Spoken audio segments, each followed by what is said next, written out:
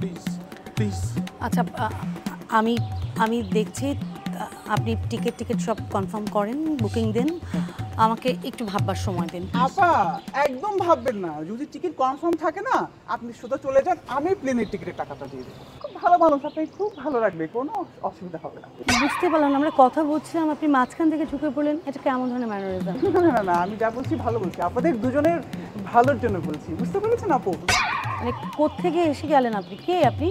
আমি বলতে চাচ্ছি আমি আসলে কি আপনাদের খুব ভালো চাই, মানে ওনার খুব ভালো চাই, ওনাকে খুব আগে থেকে চিনি তো, তাই চাই উনি সুখে শান্তিতে যেন আপনার সাথে কাটাতে পারে, সেটাই। আচ্ছা প্লিজ, আপনি খামাখা আমাদেরকে চেনেন না জানেন না, এসে মাঝখানে এতগুলো কথা বলছেন। প্লিজ আপনি জানতো, আমরা একটু কথা বলি প্লিজ। প্লিজ জানতো, আপনি জানতো। আরে না না, আপনি টেনশন করবেন না, আমি আসলে আপনার ভালোর জন্য বলছি, যাতে করে আপনার ভবিষ্যৎ আপনার সুন্দর জীবন হয়, সেজন্য বলছি আপনাকে। আপনি কি বলছেন শুনেছেন তো? আপনি সোজা ওনার সাথে চলে যাবেন, উনি খুব ভালো মানুষ, আপনাকে একদম তেল ছাড়া পরোটা খাওয়াবে, হালুয়া মুখে তুলে দেবে, রুটি চা দিয়ে চুবিয়ে চুবিয়ে খাইয়ে দেবে, মানে কি যে শান্তি পাবেন, মনে হয় যেন আপনি বেহেশতে আছেন। ফাজলামো করবেন না, এসব ফাজলামো করবেন না। ফাজলামো করতেছেন কেন আপনি? যান আপনি এখান থেকে, যান। যান আপনি, যান।